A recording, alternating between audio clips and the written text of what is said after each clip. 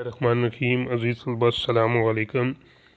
नज़रिया तलब और तलब की लचक के सिलसिले में जो हमारा लेक्चर जारी था उसमें हमने कानून तलब के बारे में पढ़ा और कानून तलब और प्राइसेस में जो रिश्ता पाया जाता है उसको डिस्कस किया। बहुत सारे स्टूडेंट्स जो फ़र्स्ट ईयर सेकंड ईयर में इकनॉमिक्स पढ़ चुके हैं या थर्ड ईयर में भी जो आपको लेक्चर दिया गया था उसमें हमने कानून तलब के बारे में ये पढ़ा था कि तलब और प्राइसेस में आपस में कौन सा रिलेशन है, नेगेटिव। इसलिए अगर आप फिगर नंबर 1 में देखें तो Q D is equal to 20 minus जो डी पी 20 माइनस 4p है वो है नेगेटिव स्लोप में, यानी p की कीमत अगर कम होगी तो क्वांटिटी ऑफ डिमांड में इजाफा होगा, अगर p की कीमत ज़्यादा होगी तो क्वांटिटी ऑफ डिमांड में कमी होगी। तो लिहाजा प्राइसेस का और डिमांड का आपस में कौन सा रिलेशन पाया जाता है, नेगेटिव। इस सिलसिले को हमने मज़ीद एक्सटेंड किया, जो एग्जामिनेशन पॉइंट ऑफ व्यू से था वो था तलब की लचक। अब तलब की लचक की डिफिनेशन क्या है, इसको डिफ़ाइन आपने इस तरह करना है कि आपने ये कहा है कि प्राइसेस के कम होने से डिमांड में इजाफा और प्राइसेस के ज़्यादा होने से डिमांड में जो कमी होती है उसे तलब का फैलना या सुकना कहा जाता है। प्राइसेस के कम या ज़्यादा होने से डिमांड में जो अप्स एंड डाउन्स आते हैं उसे इलास्टिसिटी ऑफ डिमांड कहते हैं। इलास्टिसिटी ऑफ डिमांड के सिलसिले में इसके मेजरमेंट के मुख्तलिफ तरीके हैं। पहला जो तरीका मैंने आपके सामने डिस्कस किया था वो टोटल एक्सपेंडिचर मेथड या कुल अखराजात का तरीका था, जिसमें हमने ये पढ़ा था कि E इज़ इक्वल टू 1 हो, E ग्रेटर देन 1 हो और E लेस देन 1 हो। इसको हमने कहा था टोटल एक्सपेंडिचर मेथड। और गुज़िश्ता लेक्चर में जो फिगर नंबर 6 थी उसमें हमने ये कहा था कि अगर B मिड में होगा तो हम E इज़ इक्वल टू 1 पे होंगे, अगर A पर होगा तो E ग्रेटर देन 1 होगा, अगर C पर होंगे तो E लेस देन होगा। तो आज हम अपने लेक्चर को मज़ीद एक्सटेंड करते हैं। पहला जो मेथड था तलब की लचक का वो था टोटल एक्सपेंडिचर मेथड या कुल अखराजात का तरीका। आज जो हम डिस्कस करेंगे वो है आपका फ़ीसद या तनासब का तरीका, परसेंटेज मेथड। यानी तलब की लचक में जो कमी या पेशी होती है उसमें निस्बती की तलब की मकदार निस्बती में इस तरह की तब्दीलियाँ हों तो परसेंटेज की निस्बत से हों। यानी मार्शल के मुताबिक तलब की लचक मकदार तलब में निस्बती तब्दीलियों और कीमत में निस्बती तब्दीलियों को कुछ इस तरीके से ज़ाहिर किया जाता है। यानी तलब की लचक में delta Q over delta P into delta P over delta P, इसको हम इसी तरीके से शो कर सकते हैं कि सबसे पहले इकाई की लचक के बराबर, यानी परसेंटेज मेथड में अगर कीमत 4 हो तो तलब 2 है, अगर 2 है तो 4, यानी 100% कम या 100% उसमें इजाफा हो जाए तो हम इसको कहेंगे ये इकाई के बराबर है। इकाई से ज़्यादा क्या है, कीमत में पहले 4 फिर 2, लेकिन तलब मकदार तलब में बड़ी बड़ी तब्दीलियाँ हों, यानी 4 थी तो 2 है और अगर 2 है तो उसका क्या है 8 है, तो इसको हम कहेंगे इकाई से ज़्यादा।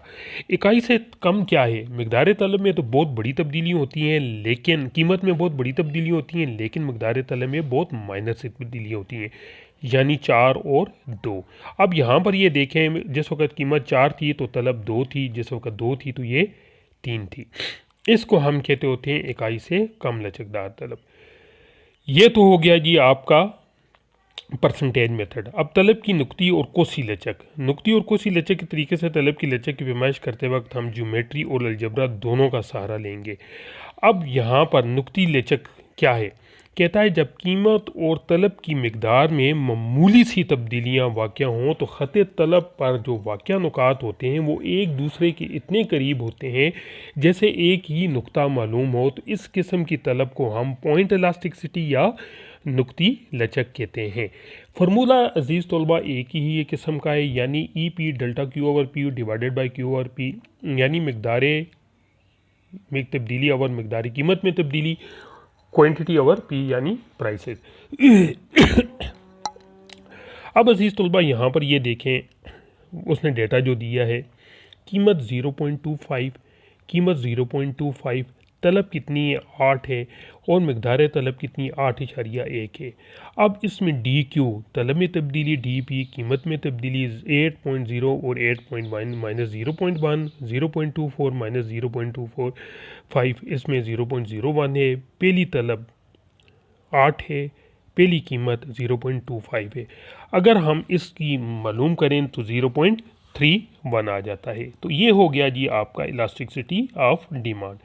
अब अगर इसको हम ज्योमेट्री की शक्ल में शो करें कि ज्योमेट्री में अगर आपकी पी क्यू है, ए आपका इसमें जो पॉइंट है, इसमें से हम एक अमूद ई की तरफ गिराएं और एक सी की तरफ गिराएं तो दो ट्रायंगल बन जाती हैं, एक सी बी ए और एक ए एफ ई। अब आपने इलास्टिसिटी ऑफ प्राइसेस ऊपर वाली ट्रायंगल की भी मालूम कर सकते हैं और नीचे वाली ट्रायंगल की भी मालूम कर सकते हैं। और आखिर में आप वो साइन थीटा और कास थीटा की मदद से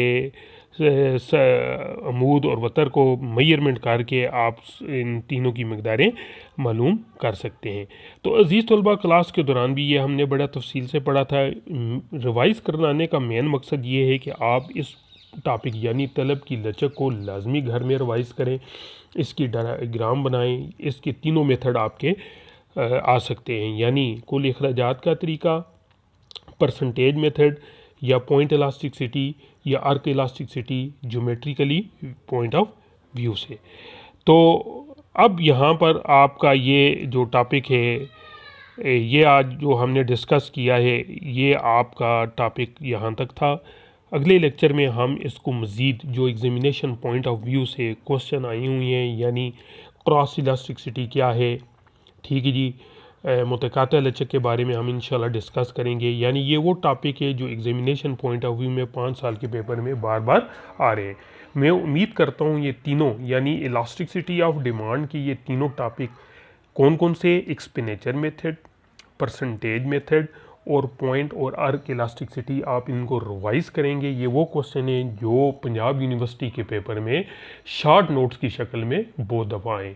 अज़ीज़ तलबा, क्लास के दौरान भी और अब भी मैं रिवीजन के तौर पर जो आपको सेल्फ असाइनमेंट दे रहा हूँ, इनका मेन मकसद ये है कि पेपर आपने 3rd ईयर इकोनॉमिक्स का देना है, इन टॉपिक को आप दोबारा रिवाइज़ करें ताकि जिस वक्त एग्ज़ाम आए तो आपके पास इनकी रिवीजन के लिए टाइम हो। लिहाजा इनको आप मेरी इंस्ट्रक्शन के मुताबिक रिवाइज़ करते जाएं। अगर किसी किस्म की कोई मुश्किलात आपको हो तो आप मुझे मेरे व्हाट्सएप नंबर पर मैसेज कर सकते हैं। तो नेक्स्ट लेक्चर तक अल्लाह आपका हामी नासिर हो। अल्लाह हाफिज़।